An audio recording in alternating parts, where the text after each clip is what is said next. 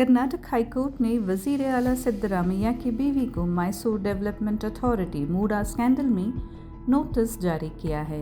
ये कार्रवाई सिद्धरामैया की उस अपील के दौरान हुई जिसमें उन्होंने गवर्नर की जानिब से तफ्तीश की मंजूरी को चैलेंज किया है। अगली समाअत 4 सितंबर को मुकर्रर है। 10 जून को इन्फोर्समेंट डायरेक्टरेट ने मनी लॉन्ड्रिंग एक्ट के तहत 92 प्लॉट जब्त किए थे जिनकी मालियत तकरीबन 100 करोड़ रुपए बताई गई है। तहकीकात में इंकशाफ हुआ है कि मूडा के अफसरान ने जाली कागजात, पिछली तारीखों में मंजूरी और हुकूमती अहकामात की खिलाफ वर्जी करते हुए गैर कानूनी प्लॉट अलॉट किए।